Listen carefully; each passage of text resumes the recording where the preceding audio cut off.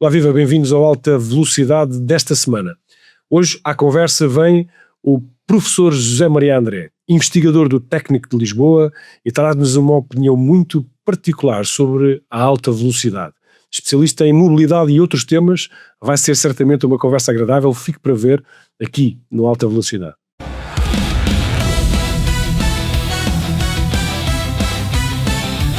Alta Velocidade, um podcast de Rui Miguel Braga. Olá, viva. Professor, muito obrigado por ter vindo ao nosso podcast. Quero falar aqui um bocadinho sobre um tema, não só, sabe que sou do Barreiro e que sou barreirense, e este tema da terceira travessia e da alta velocidade sei que nos pode ensinar muito e ajudar a compreender a razão e o porquê que é da alta velocidade ser tão importante para nós. Começava por aqui, porque é que, na sua interpretação, a alta velocidade é importante para a nação, para o país, para nós nos reorganizarmos? É importante porque a principal variável da concorrência modal é o tempo porta a porta. E o principal concorrente do transporte público é o automóvel ligeiro. Curioso. Portanto, sim, nem sequer nas viagens internas é a não ser para os Açores ou para a Madeira, não é o avião, é o automóvel ligeiro. E o automóvel ligeiro tem esta característica de, por um lado, ser relativamente rápido, ter uma disponibilidade imediata, conseguir trajetos ponto a ponto, deixar as pessoas à porta do seu destino e portanto, um sistema público para conseguir concorrer com o automóvel ligeiro precisa de ter a viagem principal substancialmente mais rápida, porque senão não consegue estar equilibrado com o automóvel ligeiro em tempo total. Porque o sistema público exige sempre alguma perda de tempo até chegar a uma estação, eventualmente à espera do transporte, e depois no final são precisas também aquelas últimas etapas até chegar mesmo ao destino. Portanto, a viagem principal tem que ser substancialmente mais rápida. Eu achei curioso ser o ligeiro, estou a compreender porquê, mas porque não a ferrovia tradicional, que já está instalada a ser o primeiro concorrente da alta velocidade? Tem muito pouco, tem uma cota de mercado muito pequenina, a não ser no Lisboa-Porto. E mesmo assim, no Lisboa-Porto tem uma cota de mercado grande, mas é já uma viagem muito longa, sobretudo para passageiros isolados. A viagem de automóvel pode ser, em alguns casos, um bocadinho mais cara, mas mais confortável. O comboio também permite aproveitar o tempo de alguma maneira,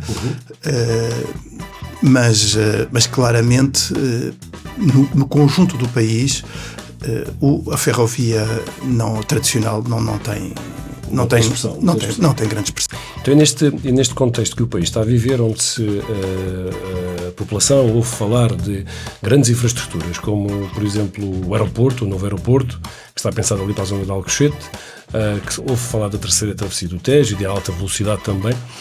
Penso que são os três grandes temas nacionais de grandes obras de infraestruturas.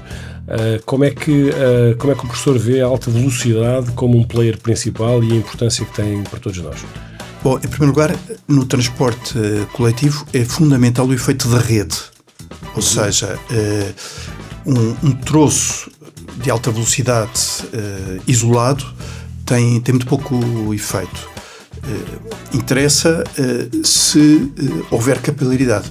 E quando há rede e quando o sistema de transporte coletivo funciona com eficiência, então o que acontece é que mais um ramal, mais uma acessibilidade a essa rede existente multiplica as viagens em toda a rede. E, portanto, há aqui um efeito de um círculo virtuoso que aumenta o tráfego e a eficiência do transporte coletivo. Os troços isolados, em geral, no transporte coletivo são muito pouco úteis. Okay. Por exemplo, se uma pessoa tiver no futuro, um dia, uma alta velocidade entre Lisboa e o Porto, vamos supor, entre a Estação do Oriente, para dar um exemplo, e a Estação da Campanhã, outros pontos quaisquer destas cidades. Esse trajeto em si tem muito pouco interesse, por exemplo, para os habitantes de Oeiras, para os habitantes do Barreiro, da Almada, de Montijo, até mesmo de Santarém ou de Leiria, porque não lhes serve. Portanto, eventualmente, para quem trabalha ou mora em Lisboa, no centro de Lisboa, e tenha um destino no centro do Porto, ou ao contrário, pode ser interessante, mas para o grande mercado... E para o investimento, se calhar, também, não é? E até para justificar o investimento, esse trajeto entre Lisboa, o centro de Lisboa e o centro do Porto tem muito pouco interesse e acaba por não ter viabilidade económica. Certo. Portanto, este efeito da rede é absolutamente determinante para... Se eu compreendi bem, a alta velocidade, na sua opinião, essas capilaridades que falava há bocadinho, não quer dizer que sejam todas obrigatórias em alta velocidade. Portanto, combina aqui, se calhar, autocarros, ferrovia tradicional, ou estou a pensar mal? Não, a regra é que pode ser tecnicamente aquilo que é um comboio de alta velocidade. O que é importante é que seja um transporte muito rápido. Ok. Por exemplo, entre Lisboa e Barreiro, parece-me que faz sentido haver um transporte que demora 10 minutos, 15 minutos. Isso é possível? É possível. Mas que em qualquer sítio do Barreiro a pessoa ande, por exemplo, 1 quilómetro, quando muito, até uma estação, e que depois saia em Lisboa num sítio com muitas acessibilidades, onde possa chegar a toda a cidade. As tais capilaridades, não é? Se isso for assim, então, de facto, o transporte coletivo torna-se até mais eficiente que o automóvel. O transporte público. E, portanto, isso modifica as cidades, torna-as habitáveis e muito mais eficientes. Muito bem, fiquei preso nos 10 minutos a Barreiro-Lisboa. Isso é possível através da alta velocidade. Hoje em dia já temos um tempo de aproximação à cidade muito relativamente satisfatório, pese embora às vezes a opinião não seja esta, que é o barco, a ligação fluvial. Temos 20 minutos para fazer cair esses 10 minutos. Uma infraestrutura como a terceira travessia do Tejo seria fundamental. Eu discordo que demore 20 minutos. Porque, do ponto de vista dos utentes, o tempo da travessia é bastante irrelevante. As pessoas saem de casa e, eventualmente, vão apanhar um autocarro até à estação fluvial, depois esperam um bocadinho pelo barco, depois têm os tais 20 minutos. Mas 20 minutos e estão no Terreiro do Paço. Certo. E quem é que quer ir para o Terreiro do Paço? Eu não quero. Eu vou lá uma vez por ano. Certo, mas... a passear ao domingo. Sim, mas o Terreiro do Paço tem ligações que pode ir para outros lados, não é? Também. Sim, mas é que depois, do Terreiro do Paço até Benfica, é preciso apanhar o metropolitano, depois a seguir apanhar o autocarro. Certo. Do Terreiro do Paço até Belém é preciso também fazer trajetos imensos. E se formos contar, desde que a pessoa saiu de casa até que chegou ao seu destino em Lisboa, não demorou 20 minutos. Certo. Por então, isso... o que o professor estava a dizer em 10 minutos, e imagine, passaria a ser muito mais satisfatório deste ponto de vista, uma ligação, por exemplo, até ao Oriente, e do Oriente faz uma distribuição muito mais eficaz. Se a pessoa chegasse em 10 minutos ou 15 minutos de qualquer ponto do Barreiro até ao Oriente, e se depois do Oriente tivesse a oportunidade de chegar em até 20 minutos ou coisa assim, ou meia hora, até qualquer ponto da cidade de Lisboa, no conjunto a viagem demoraria menos de 45 minutos. Certo. No conjunto, porta a porta. Certo, eu percebi. E eventualmente, se a pessoa do Oriente até ao seu destino final conseguir demorar apenas, por exemplo, 15 minutos, a viagem toda, porta a porta, demoraria 30 minutos.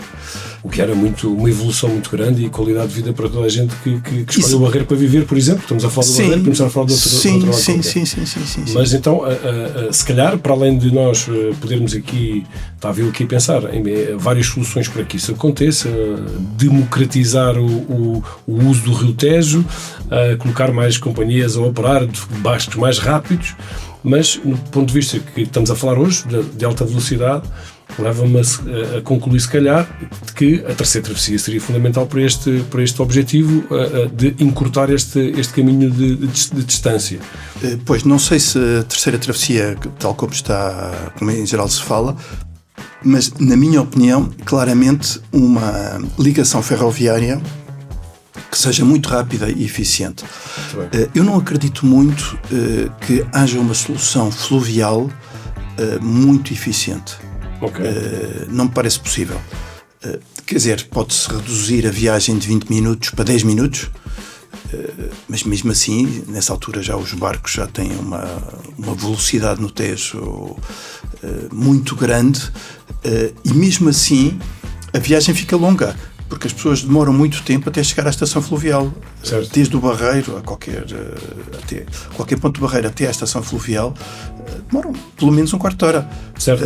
Portanto, mesmo que a viagem demorasse 10 minutos a atravessar o Tejo, e isso não me parece que seja tecnicamente, teriam que ser barcos mais pequenos, e de facto teriam que ser barcos muito rápidos. Não me parece tecnicamente muito viável. Mas mesmo assim, um quarto de hora mais 10 minutos já soma 25 minutos. Certo. E depois, como é preciso esperar pelo barco, mesmo que o barco seja 10 em 10 minutos, já passamos para 35 minutos. Certo. 35 minutos estamos a chegar ao Terreiro do Paço. E depois, um barco para demorar só 10 minutos, por hipótese, tinha que atingir uma velocidade de ponta exageradamente grande para um barco, até porque o barco não pode chegar ao cais a 200 a hora. A 200 a hora. Portanto, tem que desacelerar, tem que perder tempo, e também tem que acelerar quando sai da... Portanto, não me parece que uma solução fluvial seja uma solução de longo prazo. Tenho a sua opinião enquanto investigador e pessoa que está muito interessada neste tema de alta velocidade. Não resisto a fazer-lhe uma pergunta, que é: como é que vê essa situação em Portugal? Estamos a evoluir bem? Estamos a estudar bem? Pontos críticos, pontos favoráveis? Há um desejo de fomentar o transporte coletivo. Há algumas obras que estão previstas, que podem ter algum impacto. São obras de muito longo prazo. Portanto, mesmo aquele troço pequeno que está adjudicado entre Campanhã e Oiã, ali na zona de Aveiro, não vai estar pronto em breve. E depois, daí para baixo, para sul, ainda vai demorar muitos anos até que alguma coisa se faça. Eu tenho a impressão que com a rede existente era preciso atingir velocidades substancialmente maiores. Isso é possível? Acho que sim. Com a rede existente, a chamada bitola que nós temos e os carris que temos no chão, como é que seria possível, na sua opinião? Bom, eu tenho um projeto que está a decorrer, que é justamente desenvolver um tipo de comboio que consiga andar a alta velocidade em linhas convencionais. E penso que isso é possível, e, enfim, estamos naquela fase de queremos construir agora o protótipo e demonstrar. Fala um bocadinho disso. Como é que em cima dos carris normais nós podíamos ter alta velocidade? Primeiro, para que os ouvintes nos possam entender, esta definição de alta velocidade, estaríamos a falar de quantos quilómetros por hora? Normalmente a alta velocidade define-se acima de 250 km por hora. E o que o professor te está a dizer é que é possível, usando as linhas tradicionais, termos alta velocidade. Sim. Sem aquilo que todos nós estamos habituados a ouvir falar nas televisões, de grandes obras, grandes infraestruturas, grandes estudos. É isso que está a dizer? É. Temos consciência do que estamos aqui a dizer. É algo que, pelo menos, eu nunca tinha ouvido falar nem nos mídias nacionais, nem em nenhum pensador. Sim. A proposta é, em vez de ter composições muito grandes, com uma grande lotação e relativa pouca frequência, por exemplo, para dar um exemplo, entre Lisboa e o Porto, um Alfa oferece cerca de 300 lugares, mais ou menos entre os Alfas e os intercidades, uma vez por hora, mais ou menos, atualmente. Portanto, em vez de uma grande lotação e uma pequena frequência, seria possível ter comboios muito mais curtos, por exemplo, veículos isolados. Sim, uma só carruagem. Por exemplo, sim. Que tivessem uma grande frequência. O volume de passageiros transportados ou de mercadorias pode ser o mesmo. E de mercadorias, disso. Sim, mas em vez de estar concentrado em poucas viagens por hora, estar distribuído ao longo de muito mais tempo. E como é que fazemos um veículo desses chegar à velocidade que falámos há pouco? Do ponto de vista... Bom, por um lado, há uma série de tecnologias que foram patenteadas, que são... As patentes são propriedade do técnico, mas de acordo com o regulamento da universidade, os professores podem explorar essas patentes, depois dividindo os eventuais receitas com a universidade, de acordo com o regulamento. Portanto, há uma série de tecnologias diferentes. E logo à partida, só pelo facto do comboio ser mais pequeno, há logo uma série de vantagens. Por exemplo, uma delas, em relação a uma composição com locomotivas, uma composição com locomotivas está limitada na sua aceleração pela potência da locomotiva e pelo atrito das rodas da locomotiva, certo, no carril. E aquilo que contribui para o atrito das rodas da locomotiva é apenas o peso da locomotiva. Certo. Mas a massa rebocada é de todo o comboio. Portanto, se a locomotiva pudesse, por exemplo, acelerar com, vamos supor, um número, uma aceleração de 3 metros por segundo quadrado, se tiver a rebocar uma massa 10 vezes maior, a aceleração máxima passa para 0,3 metros por segundo quadrado, é 10 vezes mais pequena. Ok. Portanto, as acelerações são todas muito mais pequenas pelo facto da composição ser grande. Ser grande, pronto. E a mesma coisa, por exemplo, nas travagens.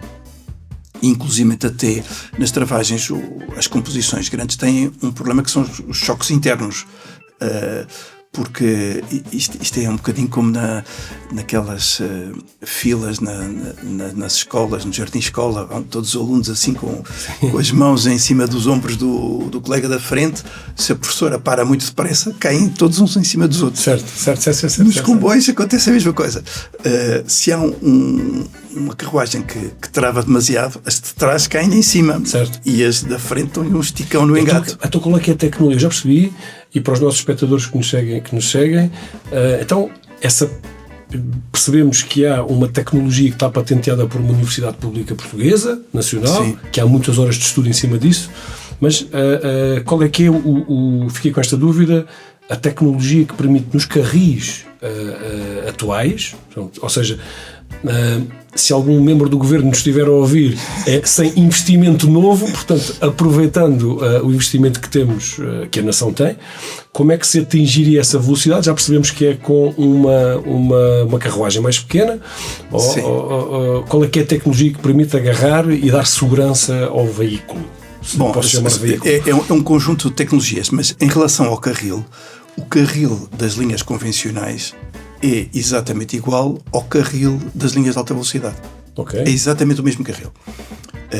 Claro que nas linhas de alta velocidade, normalmente, a manutenção é muito mais pesada, também mais cara, mas o carril é o mesmo. a secção do carril e as características e o material é idêntico. Há coisas numa linha de alta velocidade que são diferentes. Por exemplo, uma delas muito importante é o raio de curvatura. Porque os comboios, para serem estáveis, têm que ter bogies, um carrinho que está por baixo do comboio. Certo. Uma pessoa, quando olha para uma carruagem de caminho de ferro, tipicamente vê os eixos aos pares. Certo. Por exemplo, numa carruagem é muito habitual, não todas, mas praticamente todas, têm 2 eixos à frente, 2 eixos atrás. E esta tecnologia, estes bogies, que é como se chamam estes acoplamentos, são necessários para que o comboio seja estável. Certo. Se não fosse estável, ele oscilava muito. Sim. Mas esta estabilidade é conseguida à custa de reduzir a capacidade de curvatura. Ok. E quanto mais for a velocidade, maior são as exigências de estabilidade. E, portanto, mais difícil é curvar. Portanto, o projeto destes bogies é um compromisso de engenharia, porque o bogie deve ser tão flexível quanto necessário. Não, a ideia é não utilizar os bogies normais, mas utilizar um outro tipo de rodado que tem um guiamento um bocadinho diferente. Então o segredo está na roda. Há vários segredos, mas um deles é na forma de guiamento, sim. Boa. Eu estava aqui a pensar, então, há bocadinho no início da nossa conversa, o professor centrava-se muito na velocidade de transporte. Sim. Com este produto que eu chamaria inovador, nós poderíamos utilizar as linhas já existentes em capilaridades pequenas e atingindo grandes velocidades em segurança. Sim. O objetivo é esse. E eu nunca tinha ouvido falar disto. Isto é profundamente inovador. E pode ser uma revolução, quer na oferta de transporte, quer até nas possibilidades de industrialização cá em Portugal, porque são fabricações que são possíveis de fazer cá em Portugal. O movimento de carga, não é? O movimento de carga dentro de Portugal seria mais rápido também, não sei. Também. Pronto. Também. O que dava...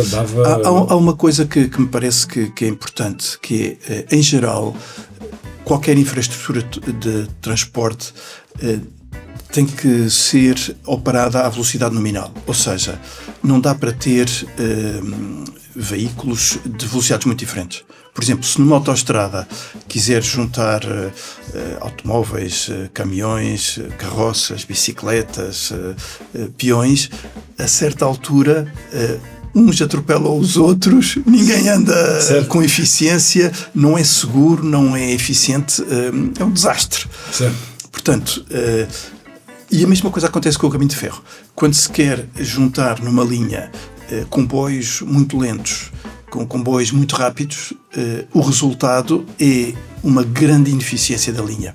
Portanto, os comboios lentos retiram capacidade à linha, impedem os comboios rápidos de ser frequentes, por exemplo. Portanto, na minha opinião, todos os comboios devem ser rápidos, incluindo os comboios de mercadorias. Certo. E uma coisa muito importante que também se aplica às mercadorias é que o principal mercado de mercadorias é um mercado de pequenas quantidades e entre pontos muito dispersos. Tem que ser um mercado flexível. Raramente existem grandes transportes que saiam de um ponto e que façam a viagem toda para descarregar noutro ponto concorrente. Ponto final, sim, isto é muito raro. Certo. Isto é uma cota de mercado quase inexistente. O normal são distribuições. Pequenas e microempresas que precisam de pôr e grandes empresas. Grandes qualquer grande empresa que produza centenas de contentores por dia de quaisquer produtos ou que receba mercadorias, não as recebe todas do mesmo sítio. Portanto, as mercadorias não vão da fábrica todas para o ponto X para certo, estou a perceber. Para um ponto determinado. Então, distribuem-se para o território todo.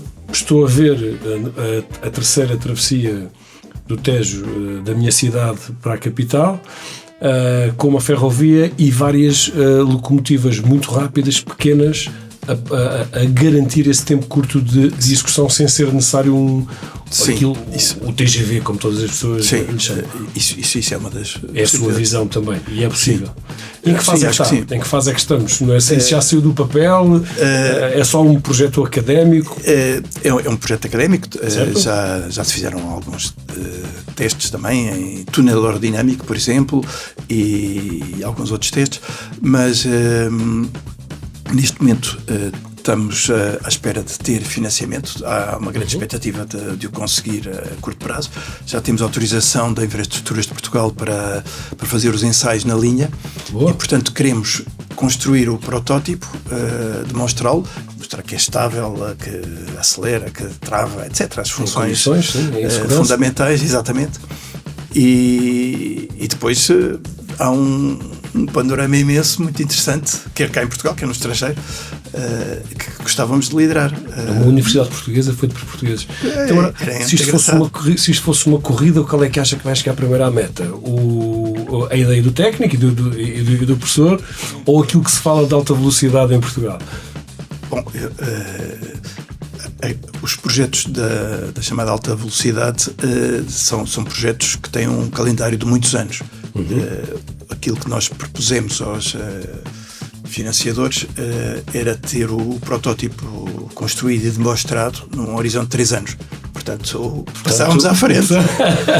E seria muito interessante perceber como é que no debate nacional, que são grandes, esta opção seria válida ou não, até porque a minha ideia, a minha cabeça começou a flutuar em muitas possibilidades, porque havendo isso, sendo seguro um transporte público e de mercadorias, como disse, poderia não só ajudar o transporte público normal, como nós o conhecemos, para as pessoas que vão trabalhar todos os dias, mas também ajudava as nossas empresas a sermos um bocadinho mais eficientes, originando mais lucro, se calhar.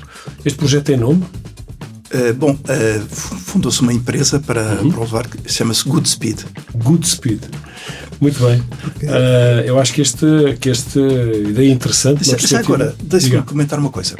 Parece-me que é muito importante para as cidades, e isto aplica-se ao Barreiro, aplica-se a Lisboa, por exemplo, e aplica-se a todas as áreas urbanas, por exemplo, esta grande metrópole à volta de Lisboa, que não podem viver com o transporte em automóvel ligeiro. Atualmente, na maioria, não em todos, mas na grande maioria dos trajetos, o transporte em automóvel ligeiro é a melhor solução. É a mais rápida, é mais segura, portanto, é preferida pela grande maioria do mercado. Mas isto não é sustentável. Aliás, vê-se, por exemplo, em Lisboa, as filas que há, as dificuldades de estacionamento, as dificuldades de estacionamento, e depois todos aqueles problemas de ruído, de poluição, sente-se o automóvel como uma espécie de uma infestante invasora. E há a convicção bastante generalizada das pessoas que aquilo não é solução. Nós não podemos encher a cidade com mais automóveis a pensar que ficamos com uma mobilidade eficiente. Porque neste momento ainda há algumas pessoas que não têm acesso ao automóvel. Ou por velhice, ou por doença, ou porque não têm idade, ou porque não têm recursos. Ou porque não têm recursos. Mas de facto, quanto mais automóveis houver, mais complicado vai ser viver em Lisboa. E há uma tendência que, na minha opinião, é uma tendência errada, que é impor restrições ao automóvel ligeiro e obrigar as pessoas a largar o automóvel ligeiro. Isto, assim, desta maneira, quando é realizado desta maneira, parece-me profundamente injusto socialmente. Porque, por exemplo, se as pessoas põem uma portagem ou põem, por exemplo, um custo no estacionamento, se for muito pequenino, as pessoas protestam, mas pagam o estacionamento. Certo. Se aumenta, chegam a um ponto em que as pessoas já não conseguem pagar o estacionamento.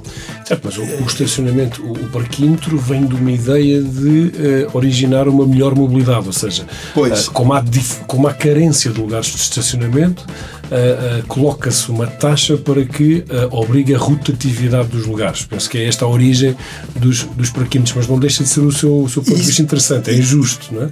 Isso é um objetivo interessante.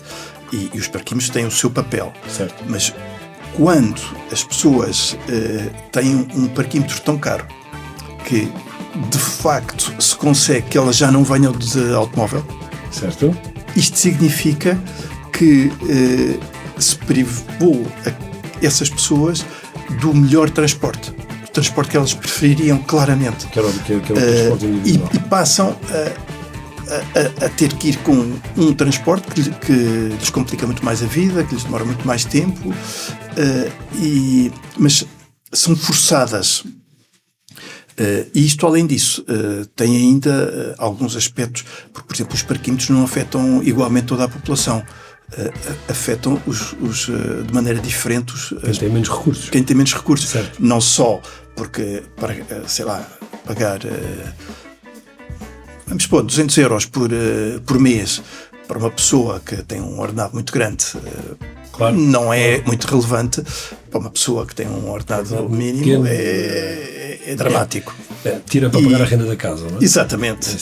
Mas além disso acontece outra coisa ainda mais curiosa, é que uma pessoa em geral que tem rendimentos elevados não precisa de pagar, porque tem estacionamento privado em casa e depois na empresa também tem. Certo. Portanto, certo. Em geral não paga. Sim, portanto, sim. Ocasionalmente, quando dá uma volta e precisa de estacionar num sítio que não é o seu sítio habitual, não se importa de pagar 1 euro, ou 2 ou 5. É caso para dizer, pagam sempre os mesmos, não é? Pagam sempre os mesmos. Nossa classe média é sempre fustigada. Aquilo que me parece a mim é que a oferta de transporte público, em particular coletivo, tem que ser tão eficiente que seja concorrencial com o automóvel ligeiro. Certo. E então, nessa altura, seja os parquímetros, seja as portagens, seja o que for, não precisa de ser muito penalizante. Pode ser um pequeno incentivo para o transporte coletivo ou um pequeno incentivo negativo para o parqueamento, para incentivar a mobilidade. Isso já produz a transferência modal. Se as pessoas conseguem sair de casa e chegar a qualquer ponto da grande metrópole à volta de Lisboa com muita eficiência, as pessoas perguntam-se, mas porquê que vão de carro? Porquê que vão de carro? Sim. E numa família, o raciocínio até, e porquê que havemos de ter 3 carros na família? Se calhar basta um carro para toda a família. Sem dúvida, sem dúvida. Essa visão de mobilidade, acima de tudo na área metropolitana de Lisboa, vejo muito pontos de contacto com aquilo que é a minha própria visão, de que uma sociedade evoluída assenta em transporte público. O transporte público chega a horas, que parte a horas, que tem qualidade no seu interior. É muito rápido. E que é muito rápido. Sim, aquilo que falámos hoje, aquilo que eu estou aqui a depreender, é que se fosse possível termos capilaridades mais curtas, também muito rápida, no fim do dia, o que estamos aqui a falar, penso eu, em jeito de resumo, seria meteríamos minutos no bolso das pessoas, o que significaria um aumento, claro, de qualidade de vida. Sim. Claramente. Claramente para todos, não é? Sim, transversal a todas as classes. As cidades ficam mais silenciosas, mais seguras, com menos poluição, há mais equidade social, há muitas viagens que não são necessárias, porque, por exemplo, os pais que levam crianças, os filhos, a uma escola, já não precisam de levar, porque se o transporte coletivo for muito eficiente, as crianças vão por si. Sim, claro que sim. E em segurança. E as crianças vão ganham toda a sociedade, mesmo aqueles que não têm acesso ao automóvel, ficam com uma mobilidade muito mais eficiente. Portanto, é economicamente interessante, é do ponto de vista social, do ponto de vista económico, para as famílias é muito relevante, não precisam ter tantos carros. Claro que sim, claro que sim. Claro que sim. Não sei se São imensas o pessoal vantagens. da indústria automóvel gostará muito de ouvir este podcast, mas sim, mas é uma visão a longo prazo, pá, que eu acho que era preciso em Portugal ouvir mais a academia, ouvir mais quem está uns anos à frente, e eu saio daqui desta conversa consigo com muitas ideias na cabeça e com esperança, sabe? Porque nós temos falado sempre sobre os meios tradicionais de transporte, e aquilo que o professor e a universidade trazem é uma visão diferente, aproveitando recursos já existentes. Isso é uma palavra de esperança, e falámos aqui um bocadinho sobre tudo. Ainda bem que não falámos sobre a terceira travessia rodoviária. Seria fácil adivinhar a sua opinião, mas obrigado por ter vindo, professor. Eu acho que nós... agradeço muito. Ora, essa tem que haver mais vezes quando tiver, e desejo-lhe muita sorte para o projeto. Ficou a conversa com o professor José Maria André, investigador e instrução em mobilidade. Leve comigo que a alta velocidade pode ser feita em veículos pequenos, e que provavelmente a investigação que está a seguir pode transformar a forma como nós interpretamos e vemos a alta velocidade. Conversa interessantíssima. Siga, comente, veja-nos em ruimiguelbraga.pt, onde nós guardamos os nossos podcasts. Abra o debate. Venha no espaço dos comentários dar também a sua opinião, para nós evoluirmos no pensamento de que cidade queremos ter, de que país queremos ter no futuro. Muito obrigado.